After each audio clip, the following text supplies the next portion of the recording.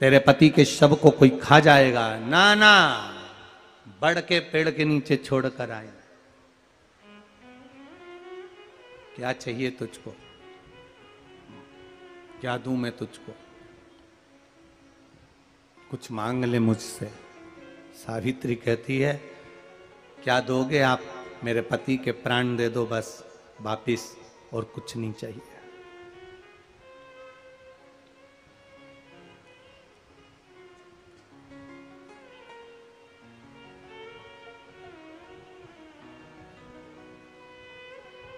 But Savitri की अमावस्या के दिन किसी एक माता ने सीहोर आश्रम पर एक मैसेज भेजा, और उस मैसेज में लिखकर भेजा कि गुरुजी से पूछना, हम भी तो पति की इतना मानते हैं, पति का सम्मान करते हैं, पति को आदर देते हैं, तो हम भी सावित्री की गिनती में आते कि नहीं आते?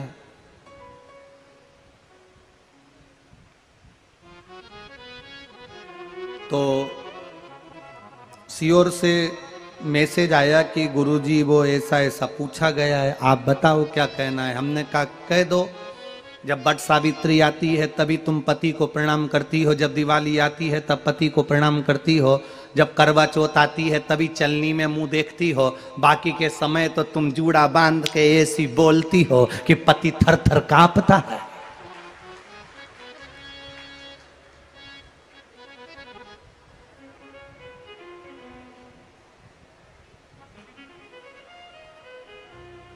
केवल एक करवा चौथ का दिन ऐसा होता है कि चलनी में पति का मुंह देखती हो।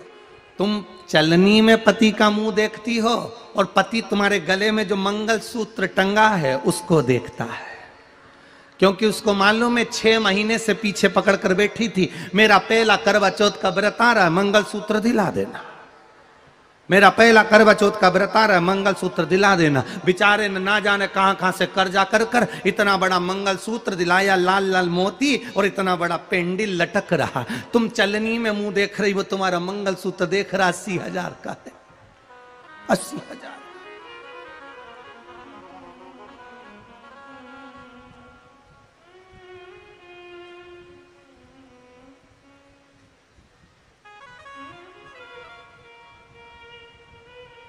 सोलह श्रृंगार में नारी के हाथ की चूड़ी का कलर अलग हो सकता है, चूड़ी की डिजाइन अलग हो सकती है, चूड़ी अलग हो सकती है, चूड़ी महंगी सस्ती हो सकती है, मंगलसूत्र की कीमत ऊंची नीची हो सकती है, पांव की बिछुड़ी की कीमत ऊंची नीची हो सकती है, कान के कुंडल की कीमत ऊंची नीची हो सकती है।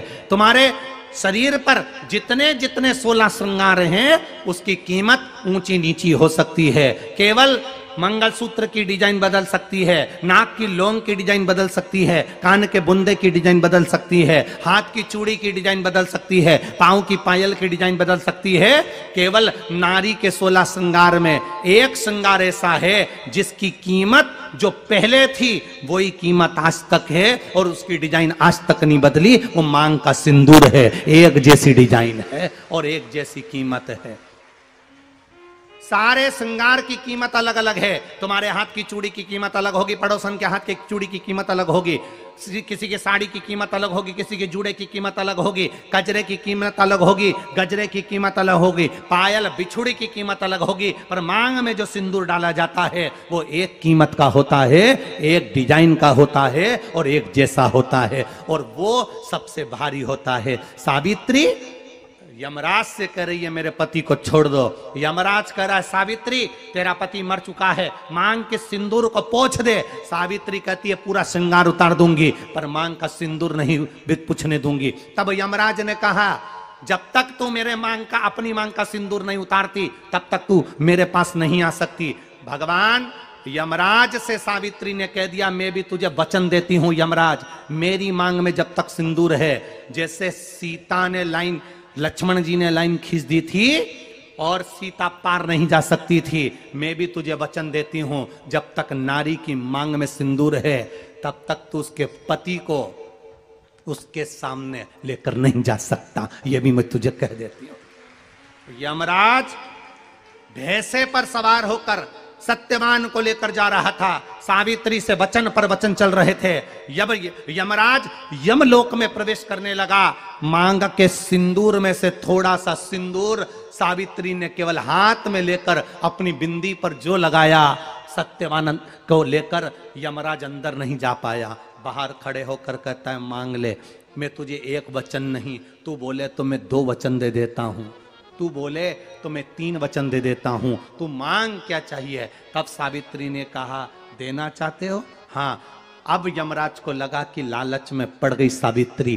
तब कहा, पहला वचन दीजिए, मेरे अंधे सास ससुर के नेत्र वापिस आ जाएं। यमराज ने कहा, तथास्तु। दूसरा वचन दीजिए, मेरे सास ससुर अपने पोता पोती का मुख देखें। यमराज ने कह दिया, तथास्तु।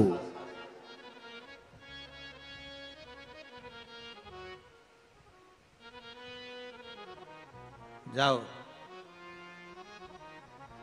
यमराज जाने लगे, फिर आग जलने लगी। कहने लगे, अब मैं अंदर क्यों नहीं जा पा रहा हूं।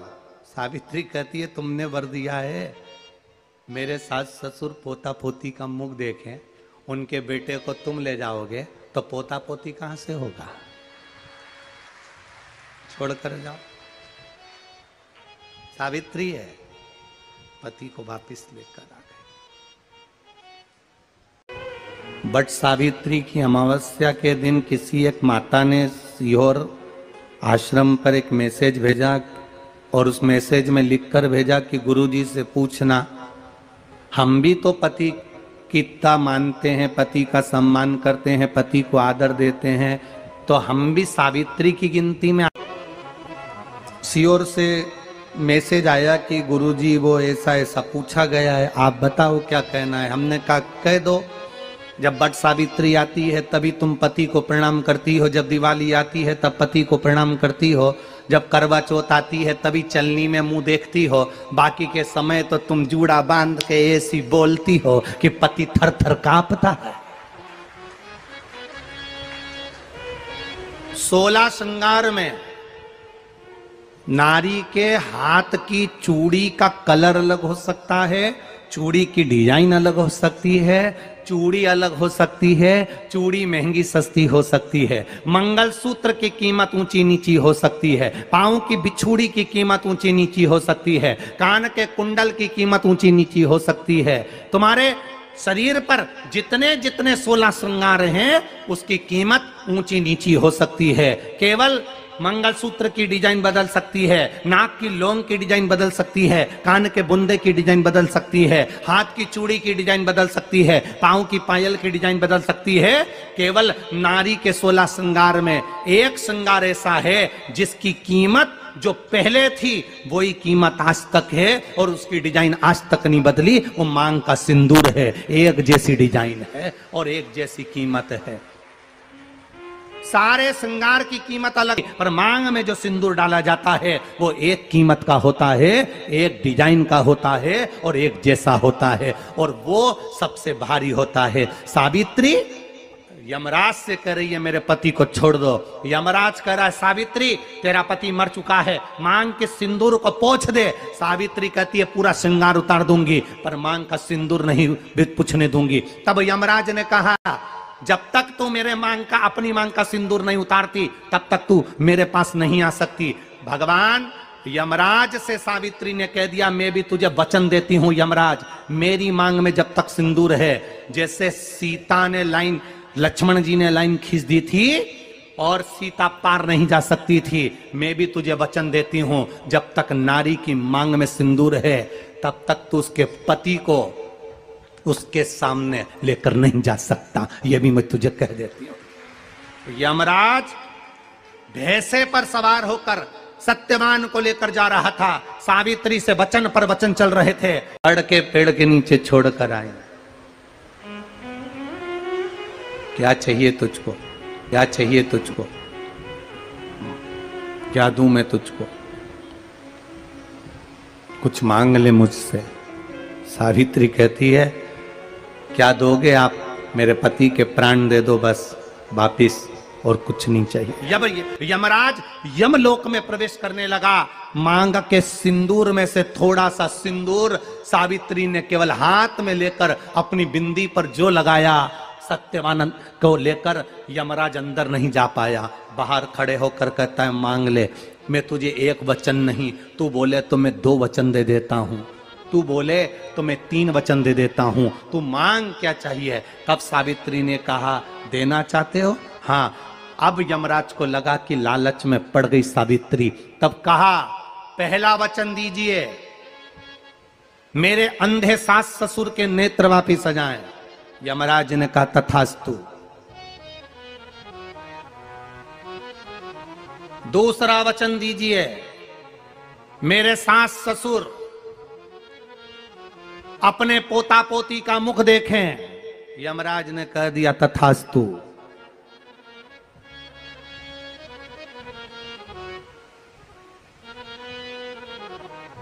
जाओ। आप शंकर भगवान को अगर 108 बेलपत्र चढ़ा रहे हैं, चावल चढ़ा रहे हैं, पुष्प चढ़ा रहे हैं, शिव को आप एक ही बेलपत्र पर चंदन की बेलपत्री की जो डंडी आप पीछे से डूट तोड़ देते हो, उसी डूट को चंदन में भिगोकर 108 बार पंचाक्षर मंत्र नमः शिवाय या षडाक्षर मंत्र ओम नमः शिवाय या श्री शिवाय नमस्तुभ्यम बोलकर उसकी एक 108 बिंदी भी आप अगर बेलपत्री पर लगाकर अपनी कामना कर बाबा से दिल की बात कहकर आप अशोक सुंदरी वाली जगह पर छुआ कर, कटी वाले भाग को छुआकर शिव के शिवलिंग पर समर्पित करते हो, दुख कितना भी बड़ा हो मेरा शंकर काट ही देता है, काट ही देता है। पर आप अगर चंदन हाथ से 108 बार लगाओगे तो कहीं दिखेगा ही नहीं, लगेगा एक ही जगह लगता जाएगा। पर जो डंडी का डूट आपने पीछे से तोड़ा हुआ है बेलपत्र चढ़ाने से पहले, उसको भिंगो कर उससे आप 108 बार अपने हृदय की बात शिव को दिल से, वो कहते ना जैसे पहले के लोग पत्र लिखते थे तो बड़े दिल से लिखते थे, काकी जी मन थारी याद आवे। बस ये बेलपत्र नहीं है, ये हमारा जब जब महीने भर में कोई अष्टमी तिथि पड़े, प्रदोष पड़े, सोमवार पड़े, प्रयास करा करो कि आज सोमवार पड़ रहा है, अष्टमी पड़ रही है, आज प्रदोष पड़ रहा है, मेरे मन की बात मुझे शंकर भगवान को कहना है। शिवरात्रि पड़ रही है महीने भर में, हर महीने आती है, कभी आपके मन में आ जाए कि मैं नियम लेती हूं कि प्रत्येक शिवरात्रि पर मैं चंदन का जल शिव को समर्पित करूंगी, मैं लाल चंदन का जल, मैं पीला चंदन का जल शिव को समर्पित करूंगा। मैं प्रदोष को, मैं भले व्रत नहीं करती, मैं भले प्रदोष का व्रत नहीं करती, पर मेरा मन है 108 चावल के दाने मैं अशोक सुंदरी वाली जगह पर शिव को समर्पित करूंगी। आप नियम बनाओ तो क्या होता है, क्या होता है जब हम जैसे 108 मनके की माला से जप करते, ठीक है, और फिर उसका आधा कर दो 54 मनके की माला, फिर 27 मनके की माला,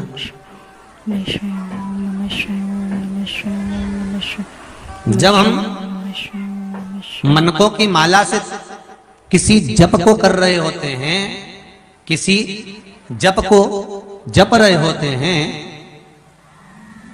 जितना फल हमें मंत्र माला जपने से प्राप्त होता है, उतना ही शंकर भगवान के सम्मुख में बैठकर एक एक बेलपत्र जब हम समर्पित करते हैं शंकर का नाम लेकर, उस फल की गणना दुनिया का कोई जीव नहीं कर सकता। उस बेलपत्र को समर्पित करने की कभी कोई विकट समस्या है, बहुत बड़ी समस्या है, सुलझ ही नहीं रही है, और आप बहुत परेशान हो गए कि ये समस्या तो सुलझ ही नहीं रही है, बहुत हमने कर लिया, बहुत कुछ करा। कई लोग ऐसे भी होते हैं जिन्हें 3-4 बार पशुपति व्रत भी कर लिया, हो सकता है नहीं सुलझ रही। कभी कभी कोई पाप कर्म व्यक्ति के पूर्व के इतने प्रबल होते हैं कि वो कटने में भी समय ले लेते हैं।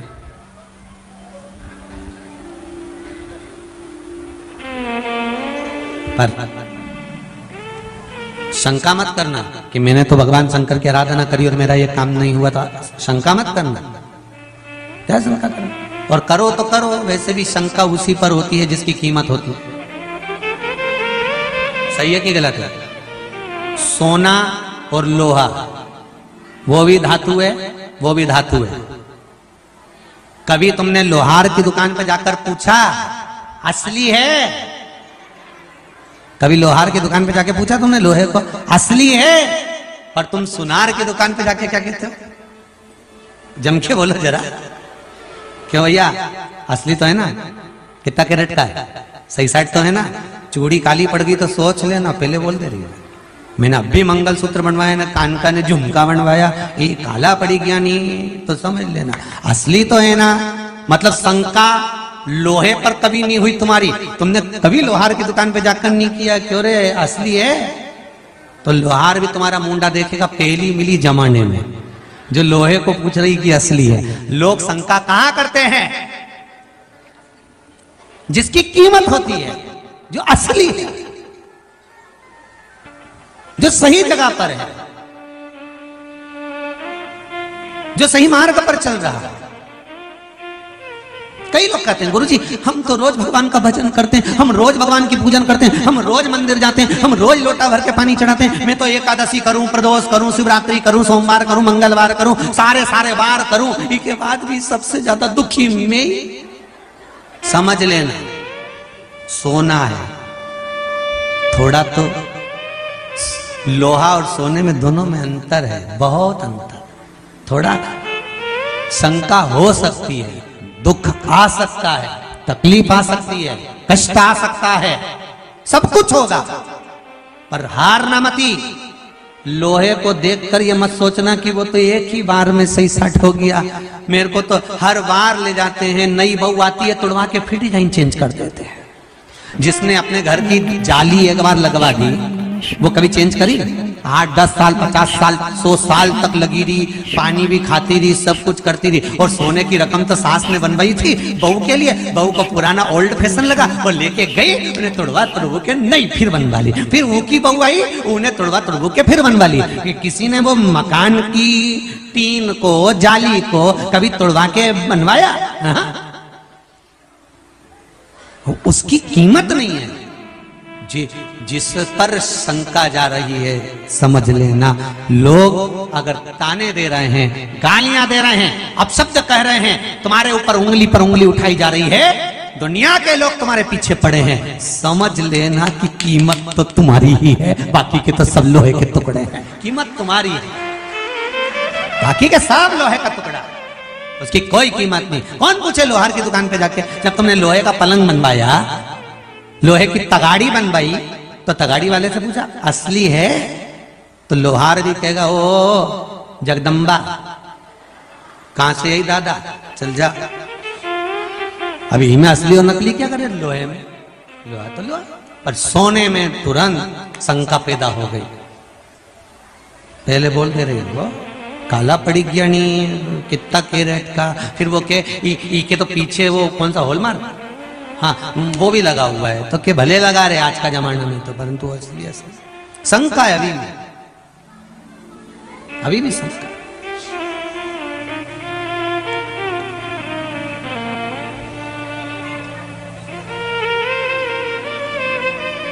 बेटे की शादी करो, नई बहू आए तो भी शंका। ओरिजिनल है, सोने का खान, सोने का टुकड़ा, सोने की रकम, फिर शंका घर लेके चलेगी कि नहीं चलेगी। अभी हम बारात में गए थे तो इसकी माँ तो इतनी गड़बड़ कर रही थी, आगे आगे बढ़ के तो ऐसी तेज तर्राट निकल गई। तो आज के जमाने में लोग तुरंत कह देते हैं देखना बहुत तेज तर्राट तो नहीं है, तो मत ला तेज तर्राट, ऐसी लिया गप्पी भाई बैठी। अरे भगवान से प्रार्थना करो ऐसी तेज तर्राट मिले, क्योंकि तुम तो निपट के चली जाओगी, सारी दुनिया से निपटने के लिए इसको तैयार मिलना चाहिए। काय को गप्पी लाइन में बेचारी ऐसी लिया ही गुमशुदा तलाश के अंदर 1 घंटा तक मुंडा डाली बैठी। आप शंकर भगवान को अगर 108 बेलपत्र चढ़ा रहे हैं, चावल चढ़ा रहे हैं, पुष्प चढ़ा रहे हैं, शिव को आप एक ही बेलपत्र पर चंदन की बेलपत्री की जो डंडी आप पीछे से तोड़ देते हो, उसी डूट को चंदन में भिगोकर 108 बार पंचाक्षर मंत्र नमः शिवाय या षडाक्षर मंत्र ओम नमः शिवाय या श्री शिवाय नमस्तुभ्यम बोलकर उसकी एक 108 बिंदी भी आप अगर बेलपत्री पर लगाकर अपनी कामना कर बाबा से दिल की बात कहकर आप अशोक सुंदरी वाली जगह पर छुआ कर, कटी वाले भाग को छुआकर शिव के शिवलिंग पर समर्पित करते हो, दुख कितना भी बड़ा हो मेरा शंकर काट ही देता है, काट ही देता है। पर आप अगर चंदन हाथ से 108 बार लगाओगे तो कहीं दिखेगा ही नहीं, लगेगा एक ही जगह लगता है। पर जो डंडी का डूट आपने पीछे से तोड़ा हुआ है बेलपत्र चढ़ाने से पहले, उसको भिंगो कर उससे आप 108 बार अपने हृदय की बात शिव को दिल से, वो कहते हैं ना जैसे पहले के लोग पत्र लिखते थे तो बड़े दिल से लिखते थे, काकी जी मन थारी याद आवे। बस ये बेलपत्र नहीं है, ये हमारा जब जब महीने भर में कोई अष्टमी तिथि पड़े, प्रदोष पड़े, सोमवार पड़े, प्रयास करा करो कि आज सोमवार पड़ रहा है, अष्टमी पड़ रही है, आज प्रदोष पड़ रहा है, मेरे मन की बात मुझे शंकर भगवान को कहना है। शिवरात्रि पड़ रही है महीने भर में, हर महीने आती है, कभी आपके मन में आ जाए कि मैं नियम लेती हूं कि प्रत्येक शिवरात्रि पर मैं चंदन का जल शिव को समर्पित करूंगी, मैं लाल चंदन का जल, मैं पीला चंदन का जल शिव को समर्पित करूंगा। मैं प्रदोष को, मैं भले व्रत नहीं करती, मैं भले प्रदोष का व्रत नहीं करती, पर मेरा मन है 108 चावल के दाने मैं अशोक सुंदरी वाली जगह पर शिव को समर्पित करूं। आप नियम बनाओ तो क्या होता है, क्या होता है जब हम जैसे 108 मनके की माला से जप करते, ठीक है, और फिर उसका आधा कर दो 54 मनके की माला, फिर 27 मनके की माला,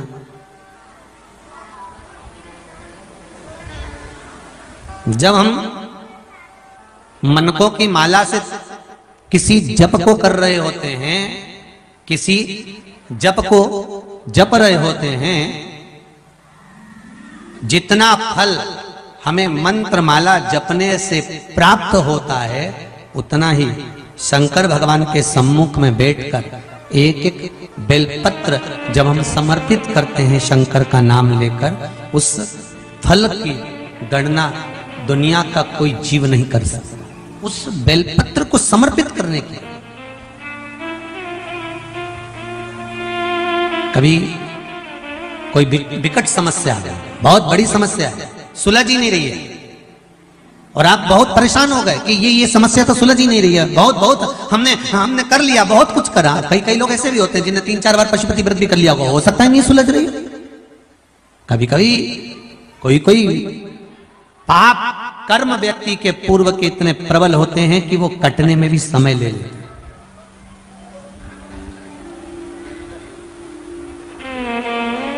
पर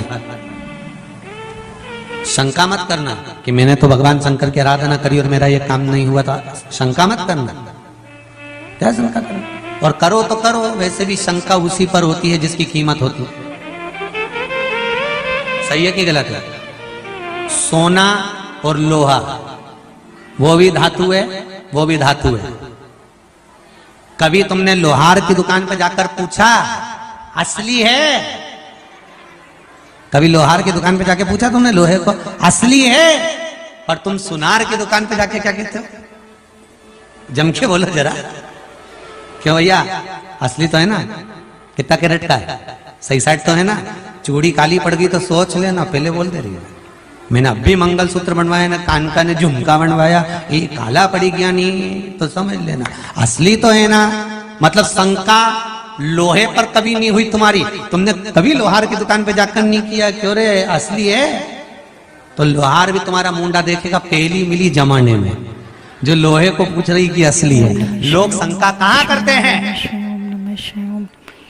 जिसकी कीमत होती है, जो असली है,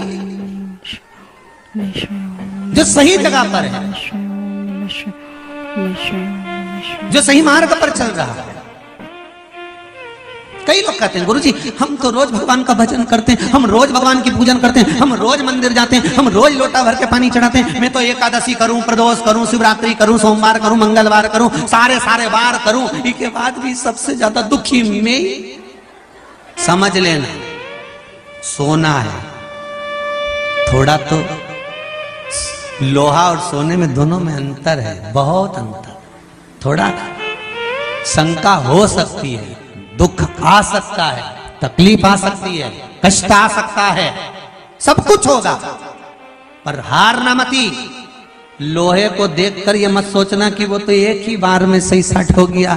मेरे को तो हर बार ले जाते हैं, नई बहू आती है तुड़वा के फिर डिजाइन चेंज कर देते हैं। जिसने अपने घर की जाली एक बार लगवा दी वो कभी चेंज करी?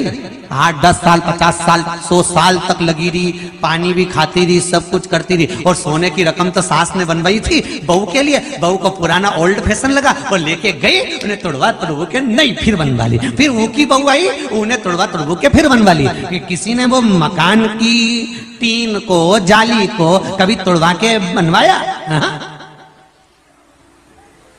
उसकी कीमत नहीं है। जिस पर शंका जा रही है समझ लेना, लोग अगर ताने दे रहे हैं, गालियां दे रहे हैं, अपशब्द कह रहे हैं, तुम्हारे ऊपर उंगली पर उंगली उठाई जा रही है, दुनिया के लोग तुम्हारे पीछे पड़े हैं, समझ लेना कि कीमत तो तुम्हारी ही है, बाकी के तो सब लोहे के टुकड़े हैं। कीमत तुम्हारी है, बाकी के सब लोहे का टुकड़ा, उसकी कोई कीमत नहीं। कौन पूछे लोहार की दुकान पे जाके? जब तुमने लोहे का पलंग बनवाया, लोहे की तगाड़ी बनवाई, तो तगाड़ी वाले से पूछा असली है? तो लोहार भी कहेगा ओ जगदम्बा कहां से? यही दादा, चल जा। अभी में असली और नकली क्या करे? लोहे में लोहा तो लोहा, पर सोने में तुरंत शंका पैदा हो गई। पहले बोल दे रहे वो काला पड़ी गया नहीं, कितना कैरेट का? फिर वो के तो पीछे वो कौन सा हॉलमार्क, हाँ वो भी लगा हुआ है, तो के भले लगा रहे आज का जमाना में तो, परंतु असली शंका है अभी भी शंका।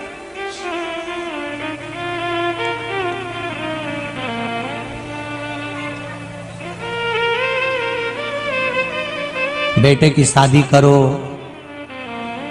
नई बहू आए तो भी शंका।